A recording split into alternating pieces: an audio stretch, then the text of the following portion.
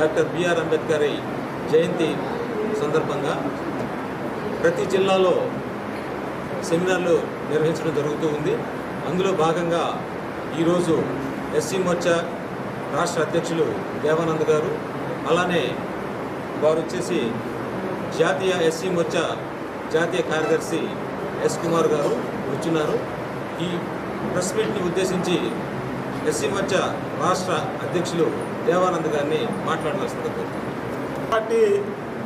ఒంగోలు జిల్లా అధ్యక్షుల వారి ఆధ్వర్యంలో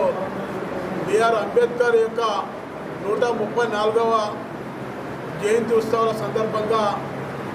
జిల్లా అధ్యక్షులు ఈ యొక్క అవగాహన కార్యక్రమం చేయడం, దీనికి ముఖ్య అతిథులుగా జాతీయ కార్యదర్శి ఎస్ కుమార్ గారు, నేను, మరి ఇక్కడ ఉన్న మాజీ ఎమ్మెల్యే దారా సాంబాయ్ గారు, తదితర పెద్దలు, అదేవిధంగా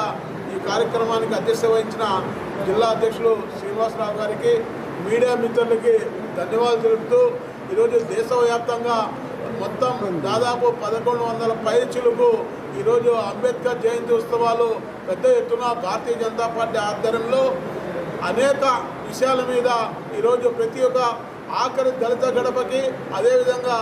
ఓబీసీ స్థాయిలో కానీ, అదేవిధంగా అనేక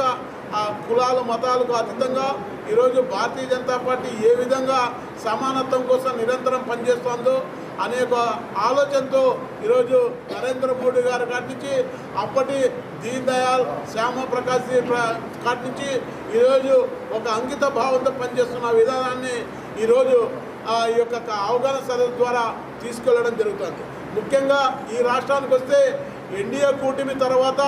ఈరోజు అభివృద్ధి అనేది ఏ విధంగా పరుగులు పెడుతుందో మనం చూస్తున్నాం. అట్టడుగు స్థాయి నుండి ఈరోజు ఉన్నత స్థాయి వర్గాల వరకు ఈరోజు అనేక సందర్భంగా ముఖ్యంగా పింఛమైన కేంద్ర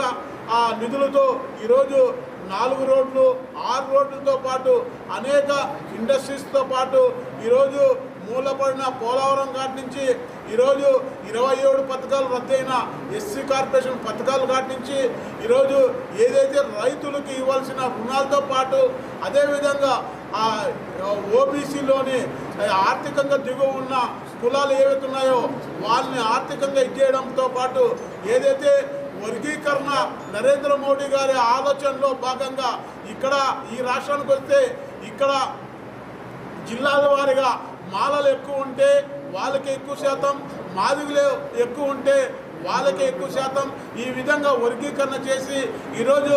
ఆర్థికంగా దిగువ ఉన్న చిన్న కులాలు ఏవైతే ఉన్నాయో ఇవి ఆర్థికంగా